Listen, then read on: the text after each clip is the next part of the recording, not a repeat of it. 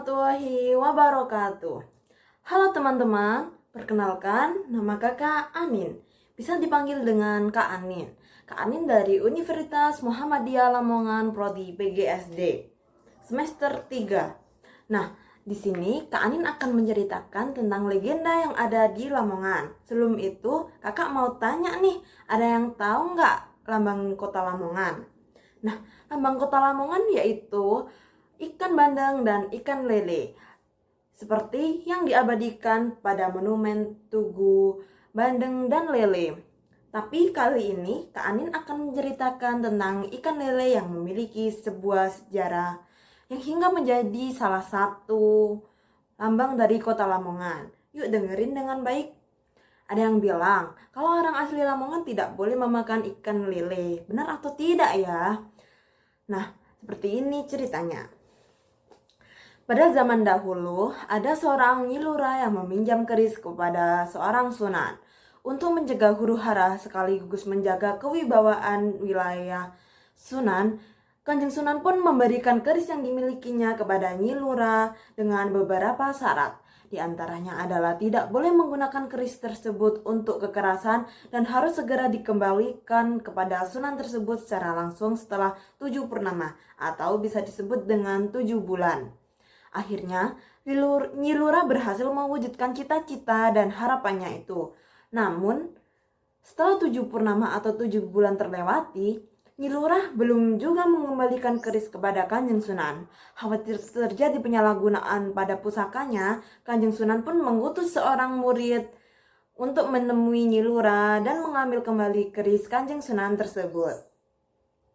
Sampai di tempat Nyilura, murid Kanjeng Sunan pun segera menemui Nyilura.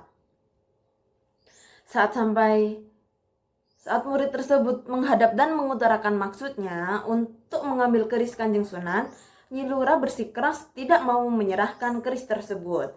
Karena merasa tidak mendapat sambutan yang baik, maka sang murid berencana untuk diam-diam mengambil keris pusaka di rumah Nyilura.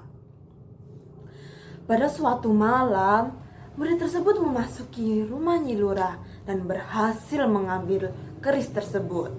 Namun, Nyilura telah menyadari bahwa keris pusaka telah dicuri. Nyilura serta warga desa berbondong-bondong mengejar murid yang telah mengambil keris pusaka di rumah Nyilura. Kejar-mengejar berlangsung sangat jauh hingga mencapai daerah Lamongan. Pada saat di perbatasan daerah Pucuk dan Babat, murid tersebut merasa terpojok karena pohon asam yang sangat besar menghalangi jalannya. Dan ketika tombak dilemparkan ke dadanya, ternyata seekor kijang lewat menyelamatkannya. Hingga yang terkena tombak adalah kijang. Atas kejadian tersebut, sang murid bersyukur kepada Allah dan berucap bahwa anak dan cucunya dan keturunannya kelak tidak boleh memakan daging kijang karena binatang tersebut telah menyelamatkan nyawanya. Sang murid terus melanjutkan perjalanannya ke arah Surabaya. Sementara para warga tadi masih tetap mengejarnya hingga dia terjebak pada sebuah kolam yang di dalamnya penuh dengan ikan lele yang memiliki patil yang sangat mematikan. Sementara dari kejauhan terlihat para penduduk yang semakin dekat menuju ke arah sang murid dan tidak ada jalan lain selain menyeberangi kolam lele di depannya. Namun dengan keyakinan hati dan memohon perlindungan kepada Allah, akhirnya sang murid menceburkan diri ke dalam kolam yang penuh ikan lele. Ternyata setelah sang murid menceburkan diri, tak ada satu pun ikan lele yang menyerangnya. Bahkan dengan tenang dia bisa menyelam dengan ikan lele berkerumun di atasnya.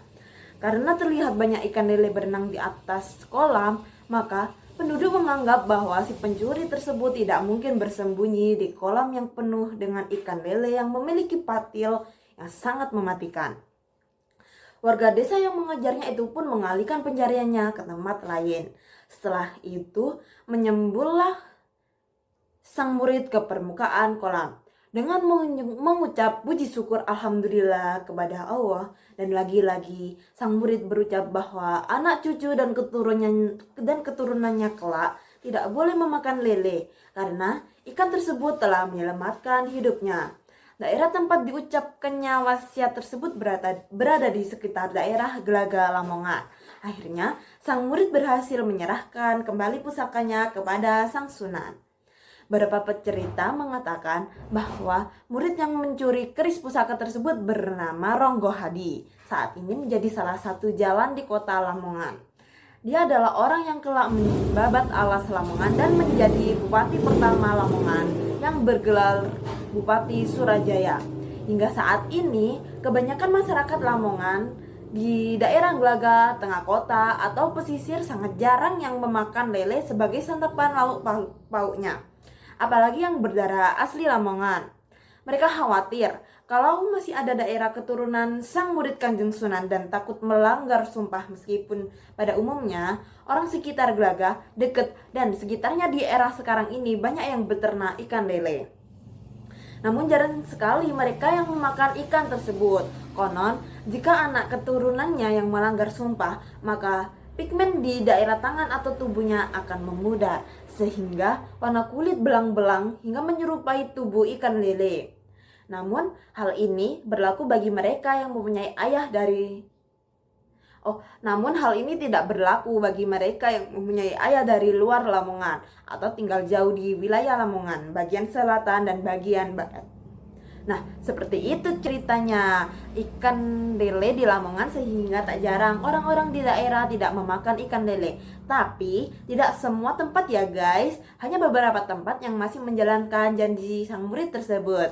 Sekian dari kakak Anin, see you guys. Assalamualaikum warahmatullahi wabarakatuh.